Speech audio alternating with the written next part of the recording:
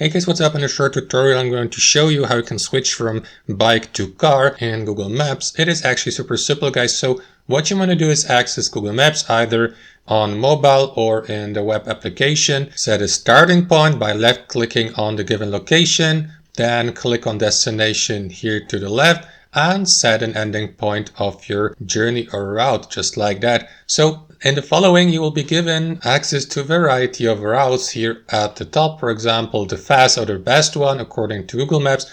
And then you can also go by car, using public transport, on foot or on bike. So to switch from car, simply click on that bike icon here to the right. And as you can see, if I go that route, it is going to take me approximately 3 hours to get from location A to location B if I use my bike, instead of 41 minutes if I went by car. So that's actually all to it, guys. Thanks for watching and have a wonderful day.